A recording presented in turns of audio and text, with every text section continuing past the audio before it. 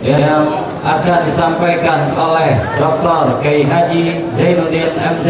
Kepada beliau waktu dan tempat, walihi falyafadhal mazkura. Shallu ala Muhammad, shallu ala Muhammad.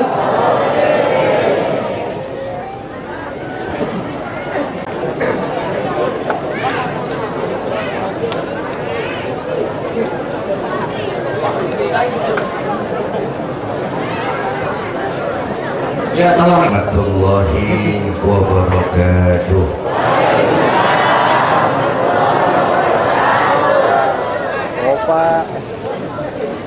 Alhamdulillahi wa kafa, wassalatu wassalamu ala sayyidina Muhammadin al-Mustafa wa ala alihi wa ashabihi ahli sidqi wal wafa, amma ba'du. Para ulama dan para asatiz yang saya muliakan, yang terhormat Bapak Camat dan Bapak Lurah, segenap pengurus Masjid Jami Al-Istiqomah dan para panitia maulid, bapak-bapak, ibu-ibu, hadirin hadirat yang saya cintai. Sesungguhnya memperingati maulid adalah memperingati dua hal. Pertama, pribadi Rasulullah Shallallahu Alaihi Wasallam, dan yang kedua, ajaran yang dibawanya. Tentang pribadi Nabi sudah banyak kita dengar, keluhuran akhlaknya,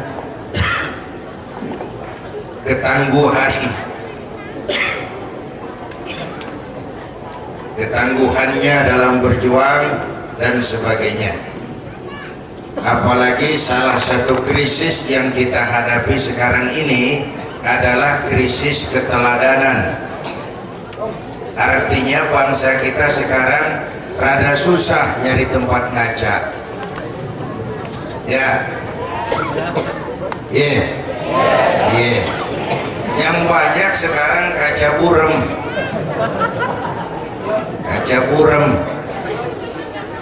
Ada jaksa suruh berantas korupsi malah terima suap, itu kaca burem tuh.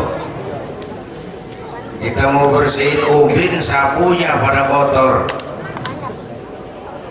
Mau menegakkan hukum, jaksanya terima suap 6 miliar katanya, sesuapan 6 miliar, pakai nyelap itu. Untung Allah Subhanahu wa taala menyiapkan kaca bening. Nih kalau mau ngaca di sini nih, uswatun hasanah, namanya Muhammad bin Abdullah. Ini tempat ngaca. Apa mau ngaca bidang apa? Kenapa beliau dijadikan teladan? Kenapa beliau dijadikan idola? Kenapa beliau dijadikan model oleh Allah? Jawabannya dua. Pertama, dalam ilmu mantik disebut predisposition. Luasari pedagu juga gak ngerti tuh. Begini, kalau ayam disuruh nyontok kambing, itu bukan timbalannya. Ya, masa ayam suruh nyontok kambing? Nggak benar tuh perintah. Kucing disuruh nyontok gajah, itu perintah kagak benar. Bagaimana kambing suruh nyontok gajah? Orang suruh nyontok malaikat, susah. Gimana? Susah dong. Ya. Tapi kalau orang disuruh nyontok orang, itu perintah baru masuk akal. Nabi kita ini orang, manusia utuh, yang disuruh nyontoh manusia, yang dijadikan contoh manusia. Ini perintah masuk akal. Ntar dulu ada air naik. Udah, jangan pakai kue.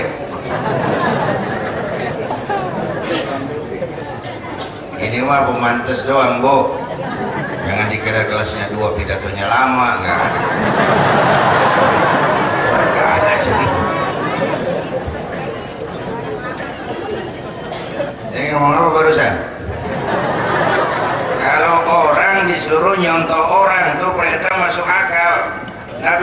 bukan dewa, Nabi kita bukan Superman, Nabi kita manusia. Superman sekalipun hebat nggak bisa dicontoh dia mah, gimana terbangnya? Gampangan contoh Superman. Superman mah susah, pakai celana dalam di luar.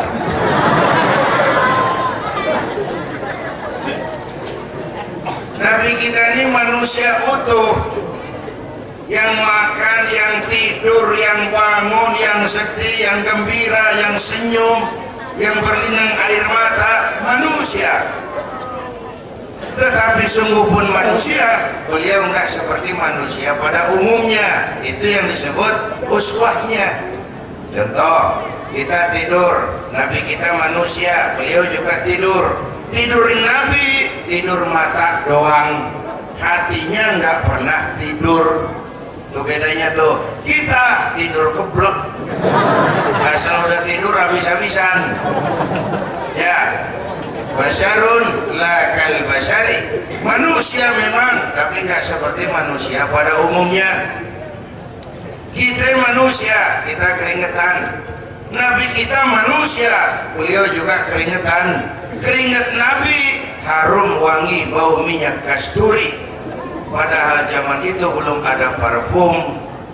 Keringat kita udah rasain aja masing-masing dah, dan pakai dibasuh.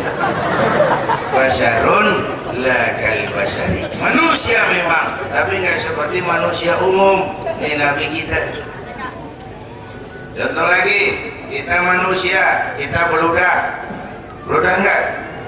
Nabi kita manusia, beliau juga beludah. Ludah Nabi obat, ludah Nabi obat. Pada waktu hijrah ke Madinah, beliau berdua sama Sayyidina Abu Bakar. Sampai di gua Sur, Abu Bakar bilang, ya Rasul, saya turun duluan ke gua. Ngapain Abu Bakar? Bersihin gua, kalau ada binatang berbisa. Silakan. Abu Bakar turun, bersihin gua. Bener, tangannya digigit kalajengking, sakit, ngebet, bengkak. Kalajengking Arab. Ya emang di Arab kejadiannya, udah lu dengerin aja.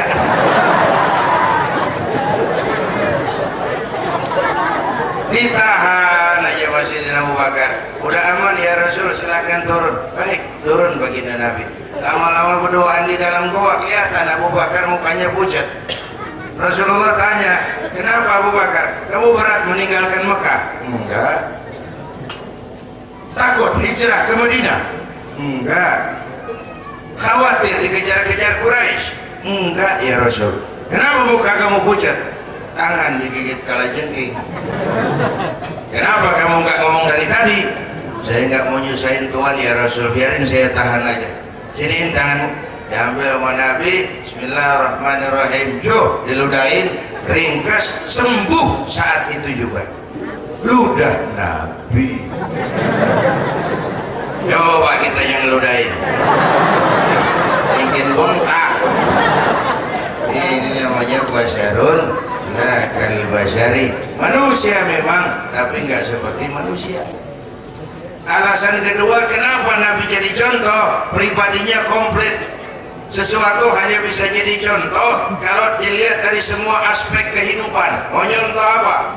Pak, saya pengusaha Pak. Rasulullah dagang Mas. Pak, saya guru Pak. Rasulullah ngajar Bu. Innama bu'istu mu'alliman, aku diutus sebagai guru, guru bangsa, guru umat. Saya politisi Pak. Rasulullah diplomat ulum.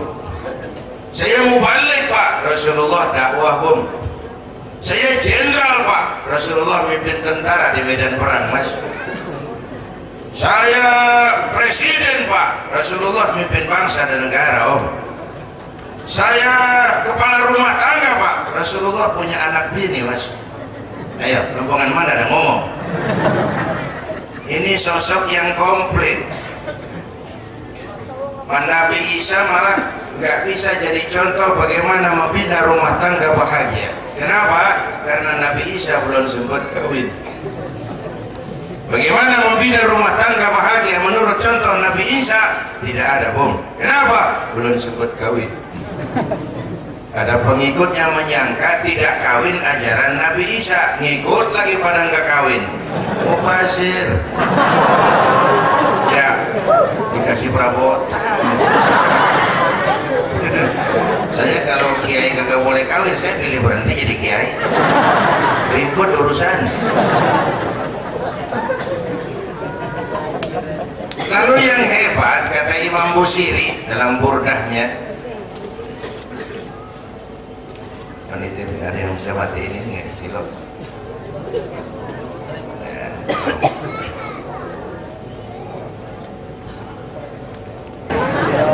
Mana barusan? Imam Busiri bilang Rasulullah ini sosok yang kehebatannya di mana-mana sama. Orang hebat banyak, tapi kan setempat. Rasulullah di mana-mana hebat. Rasulullah ini lagi jalan hebat, lagi duduk hebat, lagi tidur hebat, ada di masjid hebat, di pasar hebat, di medan perang hebat, di mata anak-anak hebat, di depan musuhnya hebat, di depan teman-temannya hebat, di depan istrinya hebat. Bahkan susah nyari orang begini. Kita mah hebat setempat. Di kantor hebat, sekantor orang diomelin. Di kantor, pulang ke rumah dikeplak sama bininya, diam aja dikeplak. Ini namanya di depan bininya dia kagak hebat. Ini baginda Nabi di mana-mana hebat. Pantas sosok seperti ini dijadikan uswatun. Nah, apa yang mau kita contoh? Saya sampaikan 3 aja dah. Mudah-mudahan selesai 10 menit. 2 jam lu ngundang apa ngontrak? Kalau ngundang suka-suka gue dong. 2 jam. Yang pertama, dalam konteks kekinian, baginda Rasul ini pemimpin yang sejak kecil sudah ditempa oleh kesusahan. Bu, lahir ke dunia nggak sempat ngelihat bapak, umur 6 tahun ditinggal ibu, umur 9 tahun ngangon kambing, remajanya nggak dimanjain, nggak dikolokin. Dari sini lahir pribadi yang tegar, jiwa yang mandiri, manusia yang tahan bantingan, mental yang tidak cengeng. Kenapa? Kalau kita nih bilang, orang mah bang kalau udah biasa susah, ketemu susah nggak kaget udah. Ya kayak kita nih rakyat kecil, kita kan sama susah udah nukangin. Kita sebagai bangsa ditempa oleh kesusahan. Coba lihat perjalanan bangsa kita ini, 350 tahun dijajah Belanda, susah. Belanda pergi, masuk Jepang, susah lagi. Jepang buron, datang nikah, susah lagi. Lalu kita merdeka tahun 45, dirongrong oleh macam-macam pemberontakan, susah lagi. Makan bulgur, yang menurut lama ya, Bung Karno, makan bulgur, antri minyak. Dulu zaman Bung Karno, ingat nggak? Makan bulgur, antri minyak. Dulu orang kata dulu.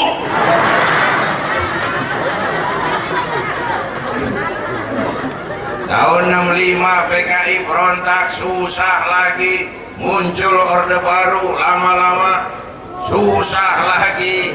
Muncul reformasi, mulai terasa repot nasi, susah lagi. BBM naik, susah.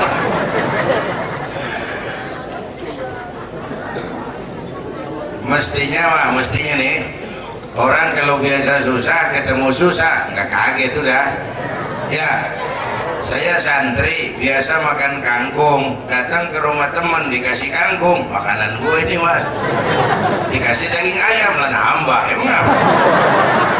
Orang mah kalau biasa susah enak, nggak kagetan.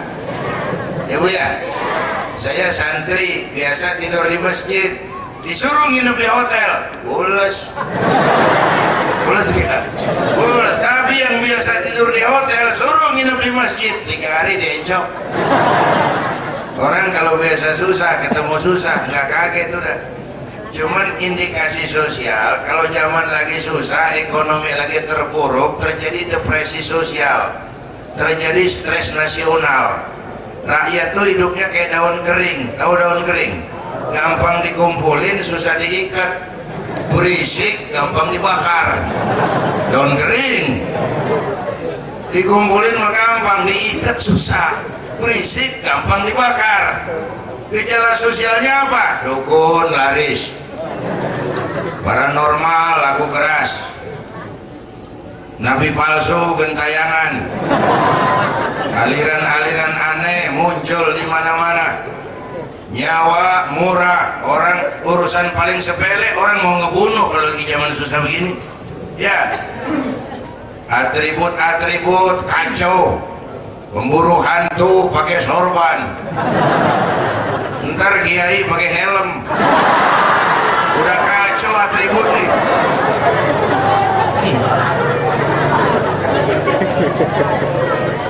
Kiai itu jin di dapur saya udah dimasukin ke botol katanya. Dia bilang, Bu jangan masukin jin ke botol, ibu kencing di botol aja susah. Ayo cobain ayo. Berantakan loh.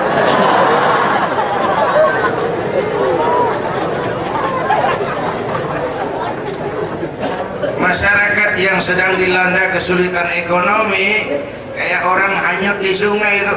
Rumput juga dia pegang.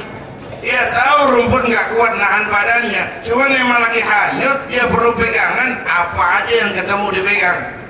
Syukur kalau ketemu yang benar. Kalau ketemu nabi palsu ikut, ketemu aliran aneh masuk, pokoknya punya pegangan. Sekarang saya tanya, Bu, saya senderan ke tiang, tiangnya rubuh, saya jatuh nggak? Saya senderan ke tembok, temboknya ambruk, saya jatuh nggak? Kan sama. Saya senderan sama orang kaya, dia jatuh miskin, saya selesai. Saya senderan sama jenderal, dia pensiun, saya tamat. Tapi kalau saya senderan kepada Allah, Allah kan nggak bakal miskin, Allah kan nggak bakal lemah, Allah nggak bakal berkurang kekuasaannya. Jangan takut ngadepin zaman susah, tapi jangan salah nyari senderan kalau lagi susah. Jelas? Udah jelas, sudah dah, kita pulang. Udah jelas mau ngapain lagi? Kalau senderan kita bener mah aman, Bu. Bu, ibu tahu tukang parkir? Tuh tukang parkir di mall tuh paling tenang hidupnya dia mah. Coba lihat tukang parkir, biar mobil banyak, mereknya bagus-bagus, nggak pernah sombong. Gua belum dulu juga tahu mobil orang. Silahkan.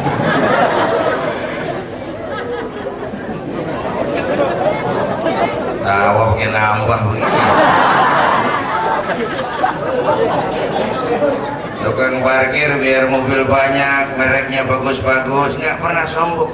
Nanti itu mobil pergi satu demi satu, habis sama sekali. Apa yang ada di hati tukang parkir? Saya tidak memiliki, saya cuman dititipin.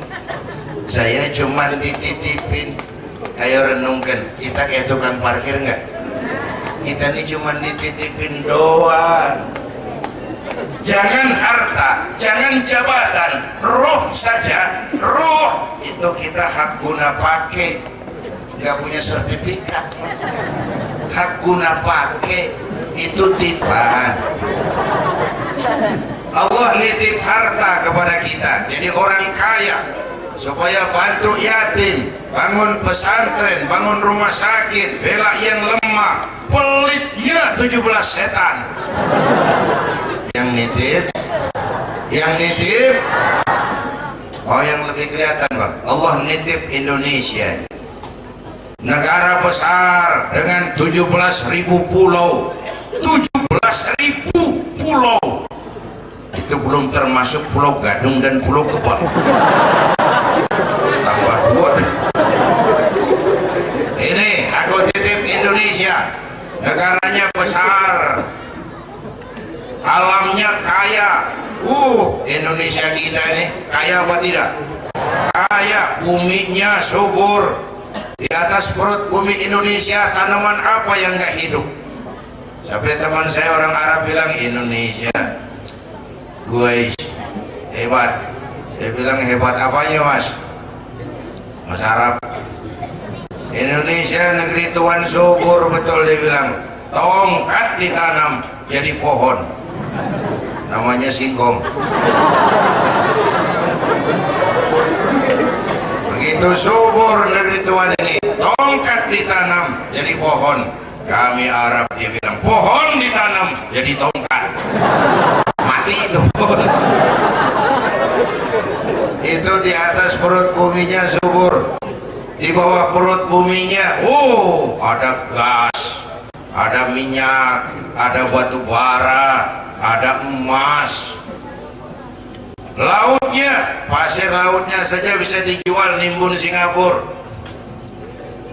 Ada minyak lepas pantai, ikannya dahsyat, illegal fishing, pencurian ikan di lautan tuh langganan tuh, Taiwan, Korea, bahkan Jepang nangkep ikan di perairan Indonesia. Sampai pernah teman saya anak Madura nangkep ikan di laut Malaysia, ditangkap sama polisi Malaysia. Kamu nyolong ikan Malaysia? Dia jawab, enggak pak, saya tuh nangkap ikan Sumenep yang lari ke sini.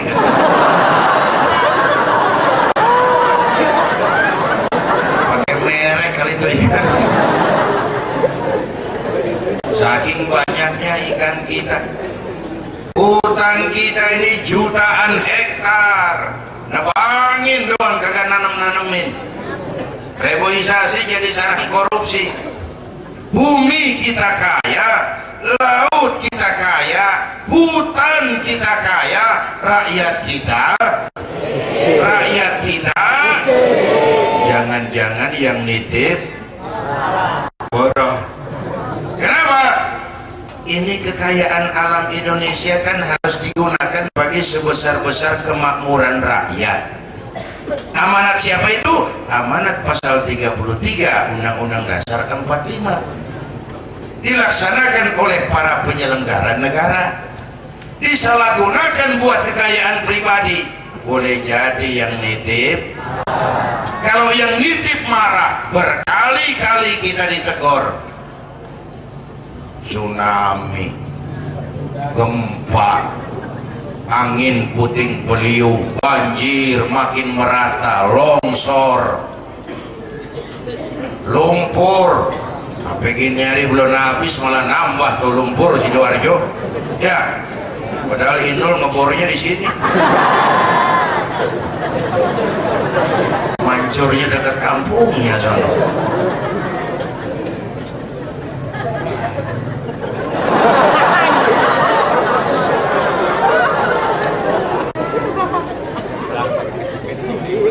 Titipan kudu dijaga yang benar supaya yang nitip nggak marah ya bu ya.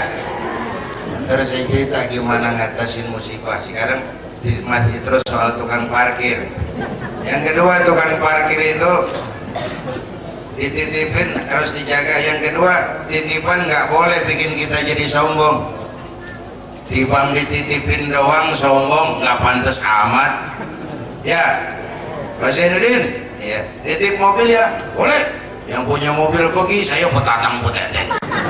Emang mobil elo, orang cuman dititipin jabatan, sombong.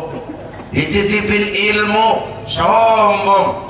Dititipin harta, sombong. Mentang-mentang kaya, nggak kenal tetangga. Orang lain kecil semua, jalan gak nginjak tanah. Kok jadi kuntilanak? Gak pantas dititipin sombong.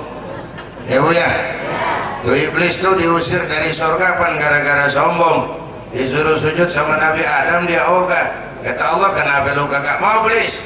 Ini pan perintahku nih.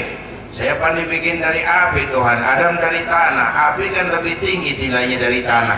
Lagian Adam pan dibikinnya baru, anak kemarin itu.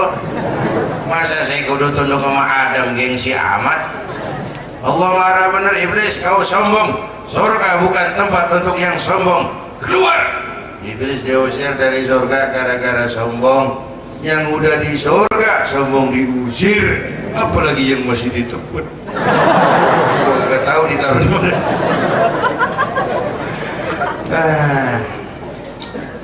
Yang berapa aja nih? Ya orang timbang nanya doang. Bu, balik lagi nih.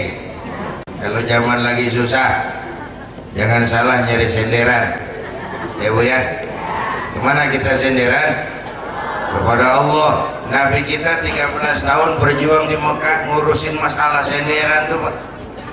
La ilaha illallah Muhammadur Rasul. Pondasi 13 tahun di Mekah ngurusin pondasi. Kalau pondasi kuat, bangunan aman. Mau mana? Mau mana?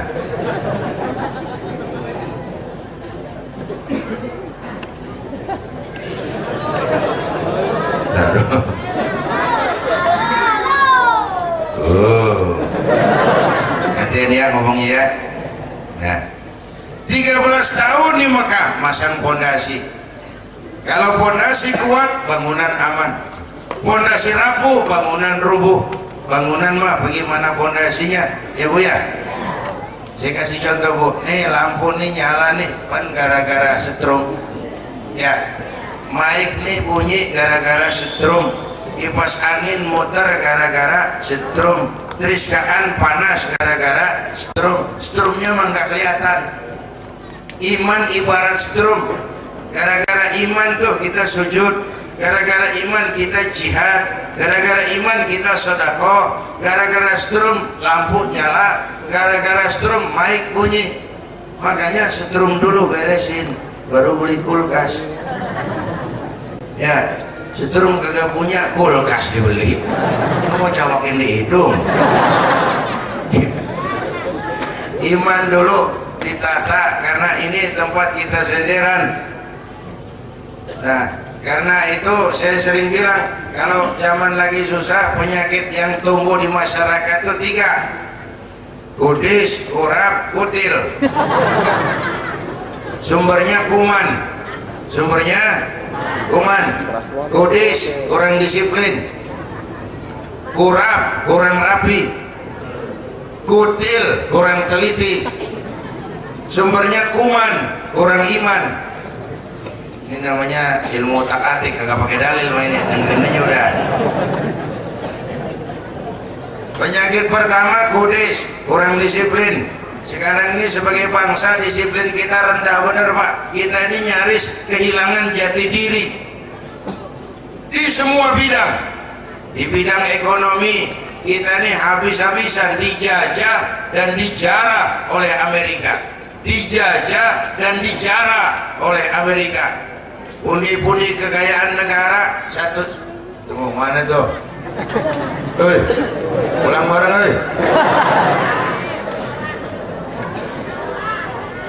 Pokoknya ada yang bergerak gue bacain dah.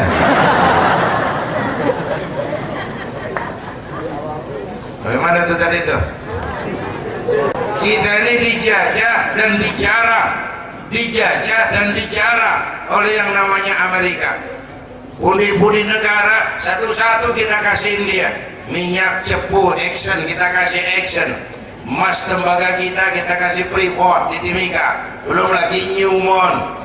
Sementara iklan mendidik kita jadi bangsa konsumtif. Iklan sekarang cuma ngajarin, belilah, makanlah, pakailah, minumlah. Minumlah, belilah, pakailah, makanlah. Makanlah, minumlah, belilah, pakailah. Nggak ada seruan kayak dulu. Bikinlah, tanamlah, bikinlah, tanamlah. Nggak ada udah. Yang banyak, belilah, makanlah, pakailah, minumlah. Konsumtif. Yang sederhana aja, saudara haji atau umroh di Jeddah, saudara pakai ihram, buka ujungnya, pasti ada tulisan Made in China. Yang bikinin kita kain ihram Cina. Ntar mau pulang beli oleh-oleh sorban kecil tuh di pasar Seng, buka lagi ujungnya pasti ada tulisan made in Taiwan. Yang bikin ini kita sorban Taiwan sama Cina. Kita belilah, makanlah, pakailah, minum. Belanja doang, bangsa konsumtif. Motor tuh di jalanan kayak air. Kenapa? Purna jual duit 200.000 pulang bawa motor. Apalagi mau lebaran modal KTP, pulang bawa motor, mudik dan nyohor. Tanda berhasil di Jakarta, ntar kan habis duitnya, balik lagi kemari bawa bendera putih. Nyerah pak, dikasihnya lagi tuh motor.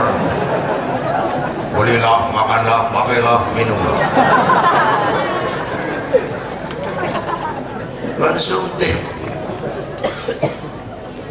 Budis. Ujung-ujungannya apa? Kita beli beras ke Vietnam tahun lalu. Kedelai beli ke Amerika. Apa tempe ikut rapat kabinet. Belilah, makanlah, pakailah, minum.